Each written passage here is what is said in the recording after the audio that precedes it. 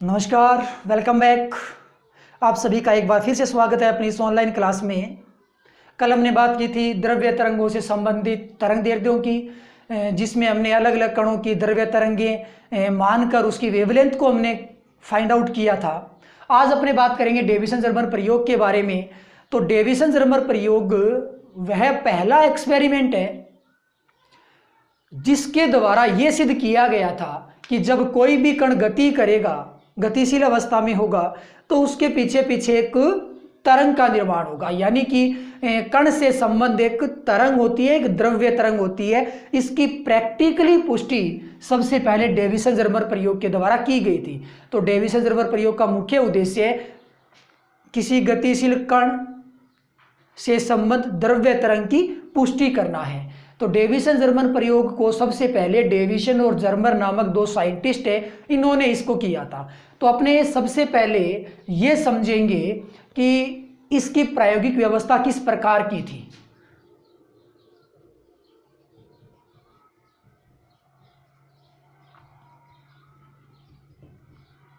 प्रायोगिक व्यवस्था यानी कि उन्होंने जो भी एक्सपेरिमेंट लिया वो किस प्रकार का था। इनके द्वारा जो भी एक्सपेरिमेंट लिया गया था वो कंप्लीट निर्वात में बंद सिस्टम था। इसके एक्सपेरिमेंट के मुख्य तीन भाग थे। पहला भाग इलेक्ट्रॉन गन, दूसरा भाग निकल क्रिस्टल, तीसरा भाग संसूचक, डिटेक्टर जिसको कहते हैं।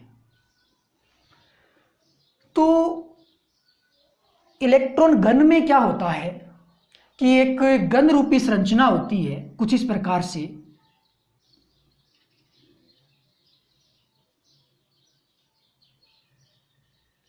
ऐसे कुछ संरचना होती है और ये जो सिस्टम बना होता है ये टंगस्टन की होती है। टंगस्टन का ये तार लगा हुआ है और इसके ऊपर इस प्रकार से गन रूपी संरचना इस प्रकार बन जाती है। इसके आगे यहां पे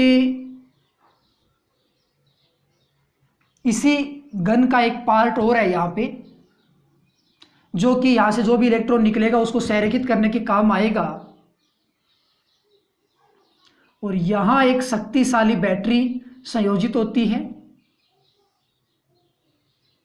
यहां लगा होता है धारा नियंत्रक RH और इसका सीधा संबंध यहां इस दूसरे इलेक्ट्रोड से होता है। मतलब इस इलेक्ट्रॉन गन रूपी संरचना में दो इलेक्ट्रोड होते हैं, एक इलेक्ट्रोड यहां पे होगा और एक इलेक्ट्रोड यहां पे होगा और इनके बीच में बैटरी लगी होगी और इस बैटरी के ऊपर वोल्टता हम V आरोपित करने वाले हैं। अब इसके आगे ये तो पार्ट हो गया इलेक्ट्रॉन गन। अब बात करते हैं निकल क्रिस्टल की। तो इसके आगे यहाँ पे एक निकल क्रिस्टल लगा होता है, यानी कि एक क्रिस्टल होगा निकल का बना हुआ, वो यहाँ पे संयोजित होगा और इसको स्टेबल रखने के लिए उसके पीछे इस प्रकार से एक स्टैंड रखा होता है। इस निकल क्रिस्टल को आप सुविधा अनुसार इस प्रकार से रोटेट कर सकते हो, क्लॉकवाइज या एंटी क्लॉकवाइज।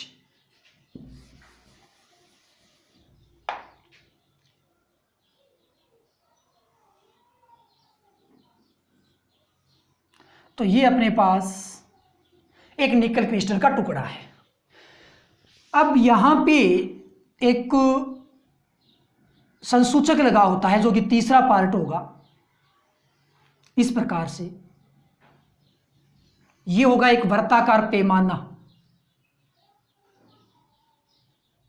कुछ ऐसी व्यवस्था होगी। ये अपने पास एक वृत्ताकार पैमाना हो गया। इस वृत्ताकार पैमाने पर यहां पे होता है डिटेक्टर, संसूचक। इस संसूचक में CO2 और SO2 का मिश्रण होता है और संसूचक के साथ में संयोजित रहता है गैल्वेनोमीटर, जो कि धारा को मापने का काम करेगा। और यहां इसको भू संपर्कित कर दिया है दूसरे एंड से। तो ये सिंपल एक संरचना हो गई और इस पूरी की पूरी संरचना को निर्वात में बंद रखा जाएगा।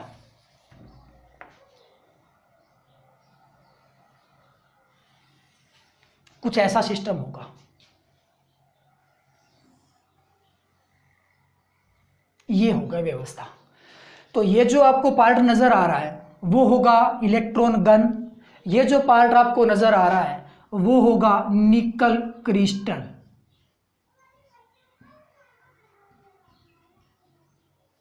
और ये हो गया इलेक्ट्रॉन गन। और ये जो पार्ट होगा वो हो जाएगा संसूचक यानी कि डिटेक्टर, जिसके अंदर CO2 और SO2 गैसें भरी हुई है। तो ये तो हो गई इसकी प्रैक्टिकली व्यवस्था कि इसमें क्या क्या व्यवस्था किस प्रकार से ली गई थी।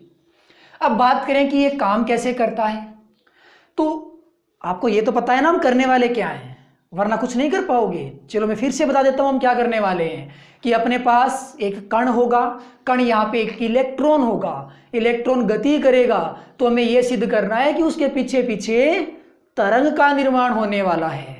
तो उस बात को हमें सिद्ध करना है। तो देखते हैं कि इलेक्ट्रॉन कैसे निकलेगा और कैसे उसके पीछे तरंग बनेगी।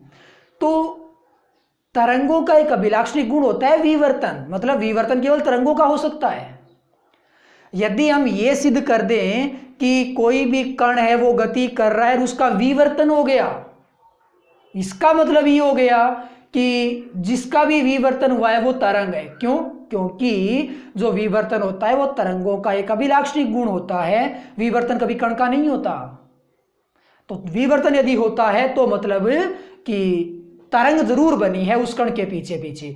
दूसरा, हम जो भी तरंग बनेगी उसकी तरंगदैर्ध्य भी अपने ज्ञात करेंगे और पता करेंगे कि जो पीछे हमने तरंगदैर्ध्य ज्ञात की थी डी ब्रोगली के स्टेटमेंट में कल की क्लास में, उसके सिमिलर मान आता है कि नहीं आता है। तो शॉर्ट एंड स्वीट कि यहाँ से जो भी इलेक्ट्रॉन बाहर निकलेगा उसके पीछे पीछे तरंग का निर्माण हुआ है कि नहीं हुआ, इस बात को हमें सिद्ध करना है यहाँ पे।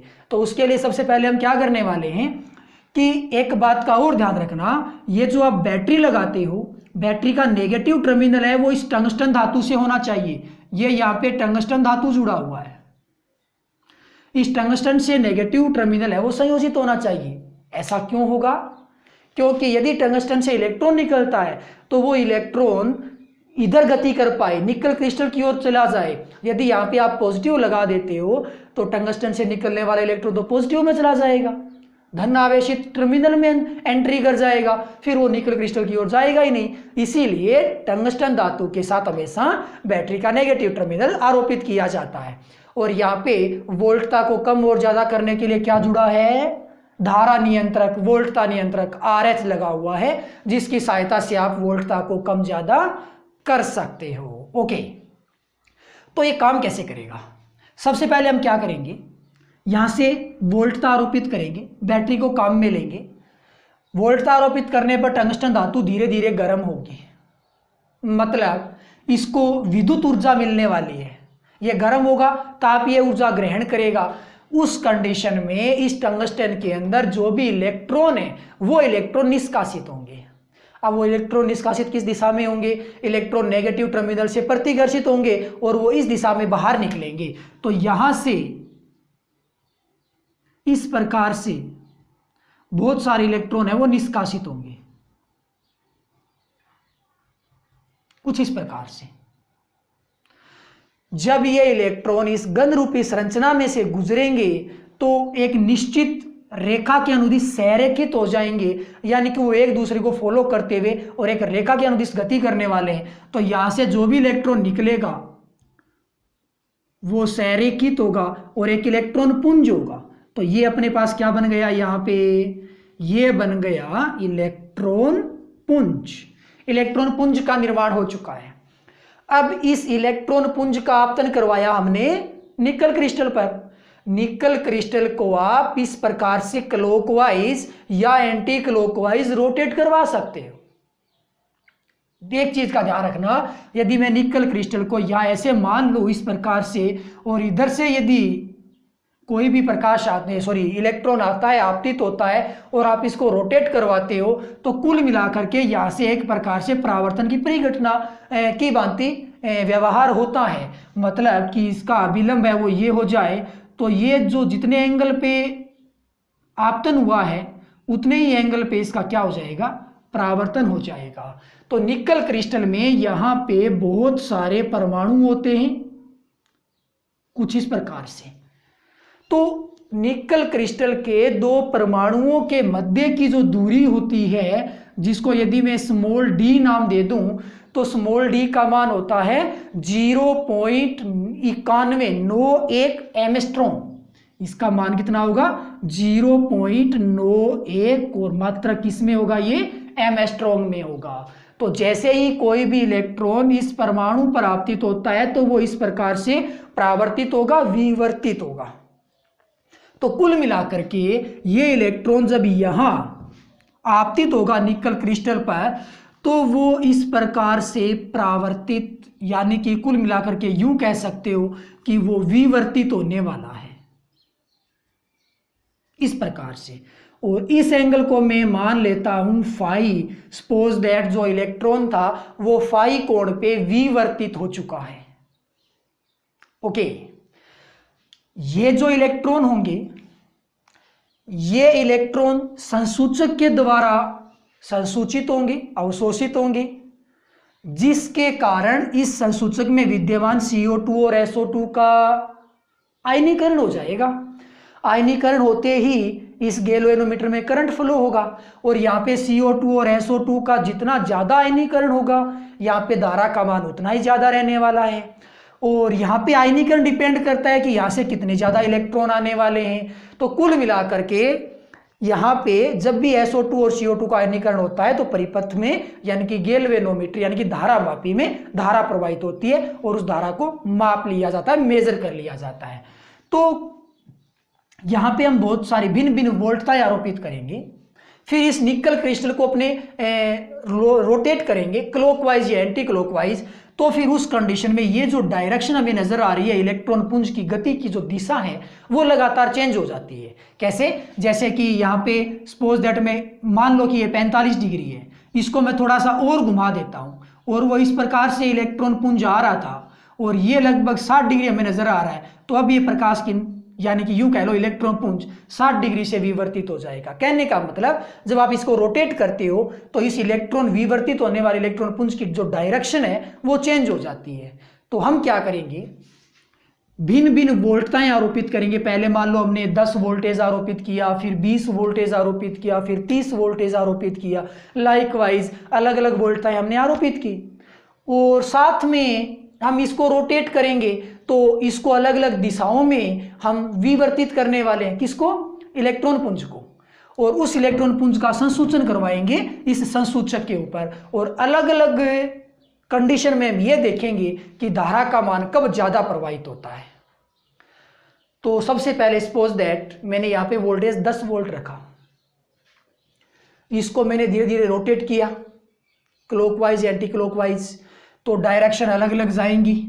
एक बार इलेक्ट्रॉन पुंज इस डायरेक्शन में जाएगा तो यहाँ संसूचन करवा लेंगे, अगली बार इलेक्ट्रॉन इस डायरेक्शन में जाएंगे तो यहाँ संसूचन करवा लेंगे, कुछ समय पश्चात इलेक्ट्रॉन यहाँ आएंगे तो यहाँ संसूचन करवा लेंगे। मतलब ये जो एंगल है वो 10 डिग्री, 20 डिग्री, 30 डिग्री, 40, 50, 60 इस प्रकार से लगातार चेंज होता रहेगा। उस केस में यहाँ गैल्वेनोमीटर में जो धारा है वो अलग अलग प्रवाहित होगी। मतलब हमने वोल्टता को क्या किया, सेम रखा है 10 वोल्ट, एंगल को चेंज किया है 10 डिग्री, 20 डिग्री, 30 डिग्री, तो धारा का मान भी लगातार क्या होगा, चेंज होगा।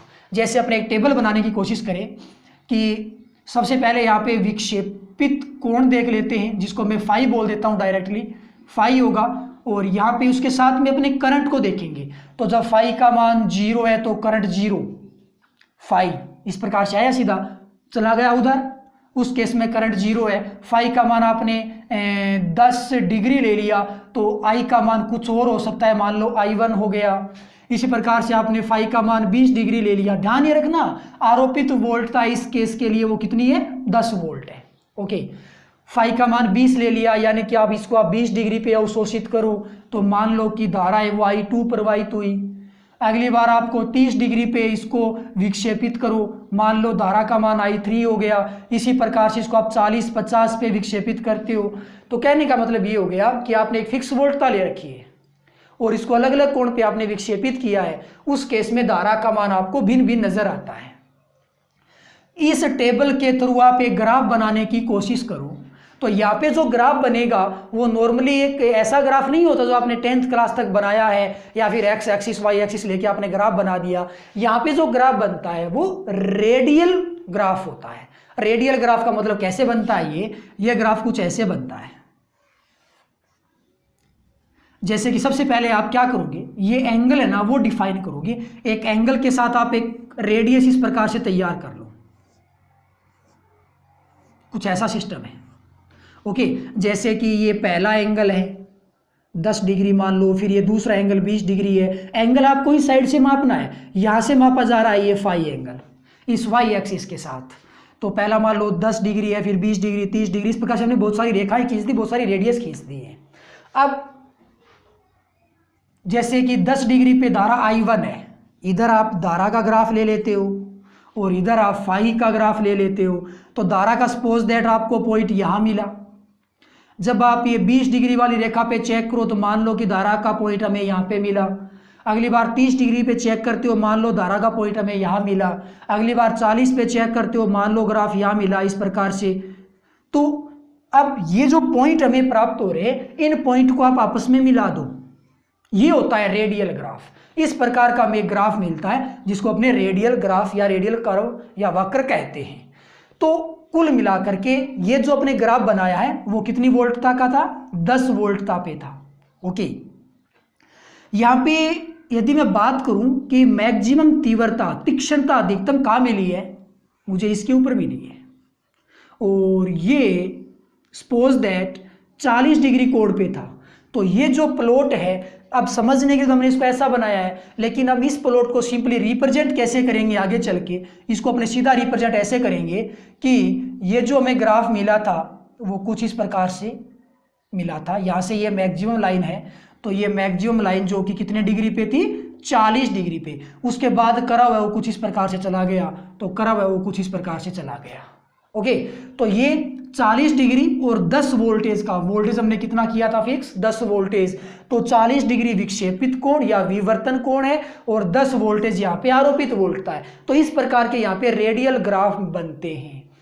तो यहाँ पे हमने ये भी समझाया कि धारा का जो मान होता है वो अलग अलग वोल्टता पे, अलग अलग कोण पे और अलग अलग होता है।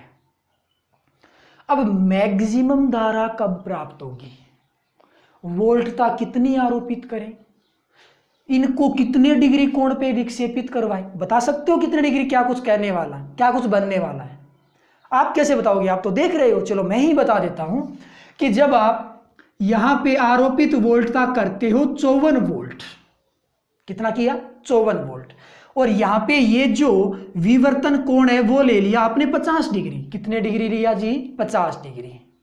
उस केस में इस गैल्वेनोमीटर में जो करंट फ्लो होगा वो मैक्सिमम होगा अन्य केसों की तुलना में। 54 वोल्टेज पे और 50 डिग्री विवर्तन कोण के ऊपर जो करंट फ्लो होता है वो मैक्सिमम होता है।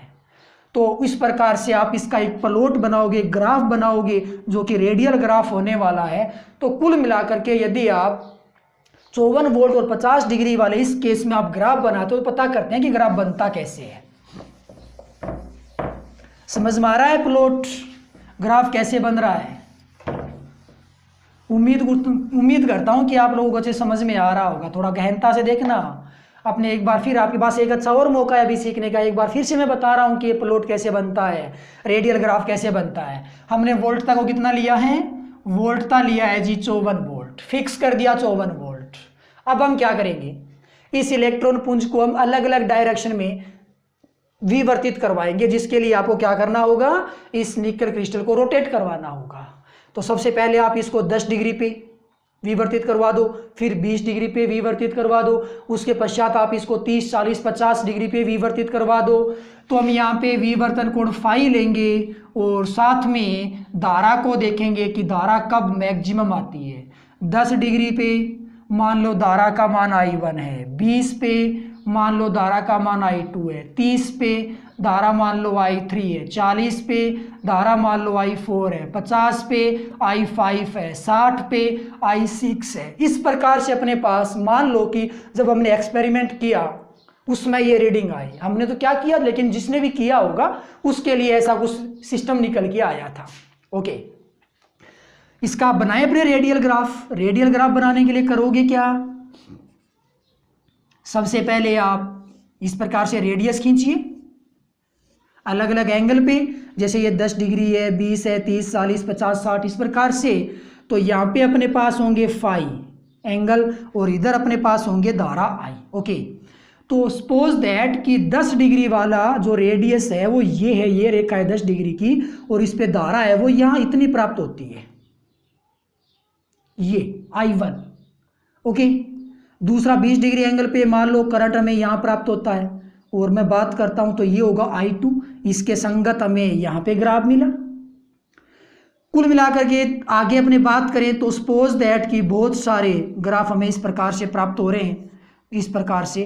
अब आप इन सारे पॉइंटों को मिला दो कुछ इस प्रकार से, तो इसका जो रेडियल वक्र बनेगा वो कुछ इस प्रकार का होगा, और अधिकतम तीक्ष्णता है वो यहाँ है, और ये जो तीक्ष्णता आएगी, जो 54 वोल्ट यदि आपने ले रखा है, तो तीक्ष्णता मैक्सिमम कितने डिग्री पे आएगी, 50 डिग्री पे मैक्सिमम आएगी। तो ये जो एंगल बनेगा कंप्लीट, जो इस रेखा के संगत अपने बात करेंगे, वो कितने डिग्री बनेगा, 50 डिग्री बनने वाला है। तो कुल मिलाकर के इस ग्राफ को आप रिप्रेजेंट कैसे करोगे, ये ग्राफ, इसमें ध्यान ये रखना कि जब आप वोल्टेज अप्लाई कर रहे हो 54 वोल्ट और एंगल ले रहे हो, विवर्तन कोण 50 डिग्री ले रहे हो, तो वक्र में तीक्ष्णता यानी कि तीखापन सबसे ज्यादा होता है। तो ये जो ग्राफ होगा वो कुछ इस प्रकार से रिप्रेजेंट होगा, इसमें मैक्सिमम तीक्ष्णता आएगी। ये जो एंगल बनेगा वो कितने डिग्री, 50 डिग्री बनेगा, और यहाँ पे वोल्टेज कितना आएगा, V का मान 54 वोल्ट आएगा। तो अब अपने इस वक्त यहाँ पे ग्राफ में लेंगे वोल्टेज 54 वोल्ट, और इधर लेंगे अपने डिफ्लेक्शन एंगल यानी कि विवर्तन एंगल कितना होने वाला है वो यहाँ पे रिप्रेजेंट होगा। तो ध्यान रखना वोल्टेज 54 है और आपतन कोण 50 विवर्तन कोण 50 डिग्री है, उस केस में जो इस वक्र में तीक्ष्णता आएगी, तीखापन आएगा, वो मैक्सिमम आने वाला है। तो अलग अलग वोल्टेज पे अलग अलग आपको एंगल पे इसके 4-5 वक्र बनाने हैं। वो वक्र जब भी आप बनाओगे, उसका अध्ययन करोगे, तो ध्यान ये रखना कि 50 डिग्री और 54 वोल्ट पे तीक्ष्णता मैक्सिमम आएगी। इसके साथ साथ में कुछ एक वक्र और बना देता हूं ताकि आपको कंपैरिजन थोड़ा सा समझ में आ जाए। मैं यहाँ पे एक वक्र और ले लेता हूं, तो ये जो वक्र यदि मैं लूंगा वो मेरे पास होगा 70 डिग्री,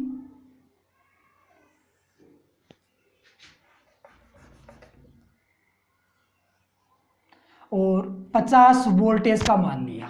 इसी प्रकार एक वक्र और ले लेते हैं भाई, ये जो वक्र यदि मैं लूंगा वो मैं ले लेता हूं 30 डिग्री, और इस प्रकार से इधर फाई एंगल आ गया और इधर अपने वोल्ट का मान लेते हैं 40 वोल्ट जो भी आने वाला है।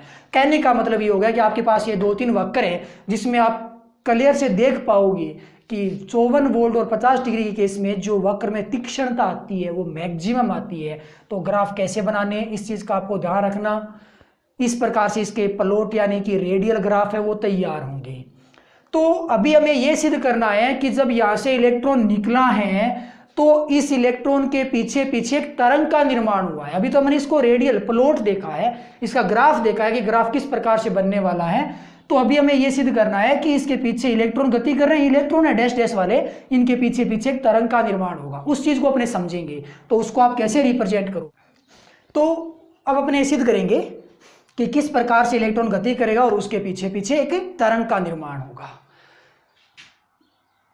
जो अपने पास ये निकल क्रिस्टल है, इस निकल क्रिस्टल को हमने क्या किया,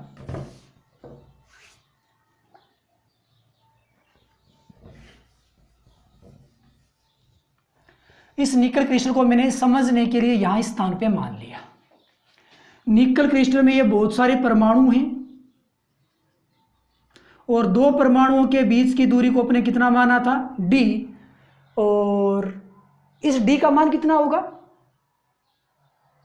कितना अभी मैंने बताया थोड़ी देर पहले 0.91 एंगस्ट्रॉम होगा। तो d का मान कितना होगा 0.91 एमएस्ट्रॉन्ग होगा।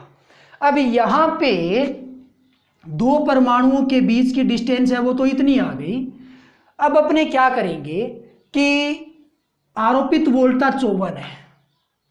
एक बार के लिए अपने ये मान लें कि ये इलेक्ट्रॉन है, उसके पीछे पीछे द्रव्य तरंग बनती है, तो भाई उस तरंग की वेवलेंथ कितनी होगी बता सकते हैं हम, क्योंकि कल हमने ज्ञात किया था कि इलेक्ट्रॉन के लिए जो द्रव्य तरंग का सूत्र होता है वो 12.27/√v एमएस्ट्रॉन्ग में होता है। तो लैम्डा ई इलेक्ट्रॉन के लिए वेवलेंथ कितनी बनेगी 12.27। आरोपित वोल्टता v कितनी है, आरोपित वोल्टता 54 वोल्ट है, तो रूट आ जाएगा 54 का एमएस्ट्रॉन्ग। जब आप इसको सोल्व करोगे मान आएगा 1.67 एमएस्ट्रॉन्ग। मतलब कि यदि इस इलेक्ट्रॉन के पीछे द्रव्य तरंग का निर्माण होता है तो उस तरंग की वेवलेंथ 1.67 एमएस्ट्रॉन्ग होनी चाहिए। अब इस एक्सपेरिमेंट में एक ब्रेग नियम काम में आता है। कौन सा नियम, ब्रेग नियम, जो कि आप हायर क्लासों में इसको समझ पाओगे बीएससी में। ब्रेग नियम है क्या उसको आप याद रखोगे। ब्रेग नियम ये होता है कि लैम्डा इज इक्वल यानी कि n lambda is equal 2d sine theta, ये ब्रेग नियम होता है। यदि अपने n प्रथम कोटि की बात करें, यहाँ पे n है वो विवर्तन की कोटि है, तो प्रथम की बात करें तो यहाँ पे n का मान है वो 1 बन जाता है, तो लैम्डा बराबर 2d साइन थीटा होता है। ये ब्रेग नियम है जो कि आप याद रखोगे। तो यहाँ पे मैं ये बता देता हूँ कि d क्या चीज़ है। यहाँ पे d आपने पहले ही समझ लिया, निकल क्रिस्टल के दो परमाणुओं के मध्य की दूरी है जिसका मान 0.91 एमएस्ट्रॉन्ग होगा। थीटा क्या होगा, थीटा 50 डिग्री नहीं है, ये तो फाई है, मैंने इसको थीटा बोला है। थीटा क्या होगा उसकी बात करते हैं। एक्चुअल में क्या होता है कि निकल क्रिस्टल ये विवर्तित इलेक्ट्रॉन पुंज ये विवर्तित इलेक्ट्रॉन पुंज निकल क्रिस्टल के साथ कितने डिग्री कोण बनाता है वो एंगल थीटा होता है। क्या समझे। जैसे कि अपने पास इस प्रकार से कोई भी मान लो इलेक्ट्रॉन आके आपतित हुआ, वो इस दिशा में चला गया, ये इसका अभिलंब है, तो ये कितने डिग्री पे आपतित हो रहा है, या फिर यहाँ पे ये कितने डिग्री से निर्गत हो रहा है, यानी कि ये जो वैल्यू है वो आपस में समान होने वाली है। तो कुल मिलाकर के आप ये समझोगे कि ये कितने डिग्री से निर्गत हुआ है, वो एंगल यहाँ पे थीटा बनने वाला है। तो यदि अपने इस को 50 डिग्री पे निर्गत करवाना चाहें तो अपने निकल क्रिस्टल को रोटेट करना होगा और निकल क्रिस्टल है वो इस प्रकार से रखा जाएगा। फिर उससे क्या होगा, ये अभिलंब हो गया, तो ये कंप्लीट आपतित कोण, आपतित किरण हो गई और ये परावर्तित किरण हो गई। तो फिर कंडीशन ये बन गई कि भाई एक प्रकाश किरण आपतित हो गई और परावर्तित हो गई। आपतित और परावर्तित के बीच ये पूरा एंगल 50 डिग्री है जी। ओके, तो ये एंगल कितना बनने वाला है वो अपने बात करेंगे। साथ में ये एंगल दोनों बराबर होंगे, कैसे होंगे उसको भी अपने समझेंगे। तो जरा गौर से देखना। चलो मैं इसको थोड़ा बड़ा करके यहाँ दिखाता हूँ कि एक प्रकाश किरण इस प्रकार से आई और वो इस प्रकार से परावर्तित हो गई, तो ये पूरा एंगल 50 डिग्री बना। तो ये एंगल कितने डिग्री बनेगा और ये कितना बनेगा उसको अपने समझेंगे। और मैंने कह दिया कि ये दोनों बराबर होंगे। अब कह दिया तो कहने से थोड़ी माना जाता है, सिद्ध करना पड़ेगा हमें। तो चलो भाई, ये अभिलंब हो गया, तो अभिलंब के साथ आपतित किरण 25 डिग्री कोण बनाएगी। परावर्तन का नियम ये है कि दोनों कोण आपस में कितने होंगे, बराबर बराबर होंगे। और ये अभिलंब है तो ये पूरा कोण बनेगा 90 डिग्री। तो भाई ये इतना कोण 25 डिग्री है, तो ये कितना बचेगा 65, ये 65 डिग्री बचेगा। ये अभिलंब है, सरफेस के साथ कितना कोण बनाएगा, सतह के साथ 90 डिग्री। ये इतना कोण 25 डिग्री है, तो भाई ये कितना बचेगा 65 डिग्री। मतलब ये दोनों कोण आपस में क्या होंगे, बराबर होंगे। तो कोई भी प्रकाश किरण सतह के साथ कितने डिग्री पे आपतित होती है, या फिर कोई भी किरण होती है वो सतह के साथ कितने डिग्री से निर्गत होती है, वो जो एंगल होता है वो कौन सा एंगल होता है, थीटा एंगल होता है। ओके, तो यहां पे थीटा एंगल अब कितना होगा 50 डिग्री। यदि ये कोण है तो थीटा एंगल बनने वाला है 65 डिग्री।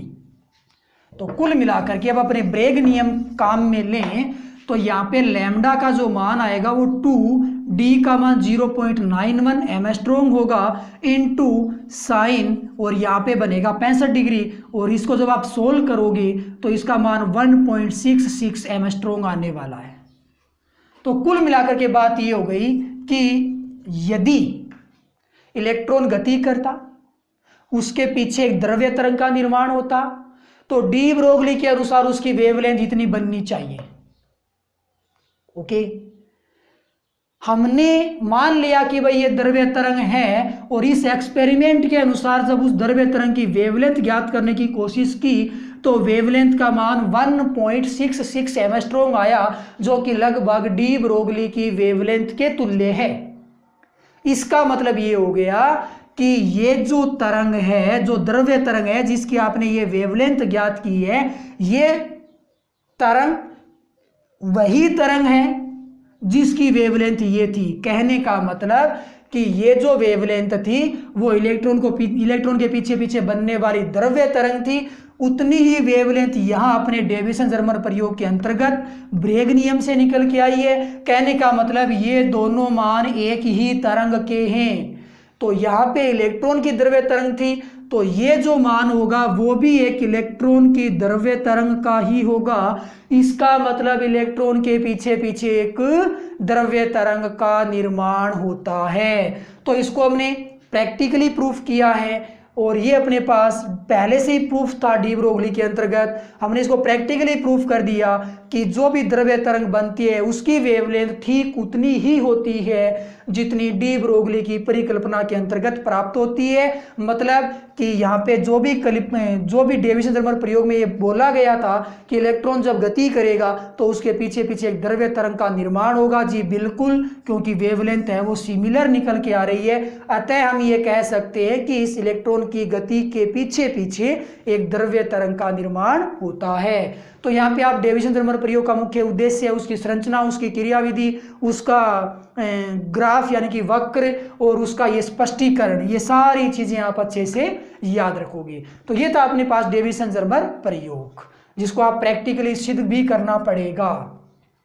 अब अपने पास इस लेसन का लास्ट टॉपिक आता है हाइजेनबर्ग का अनिश्चितता का सिद्धांत।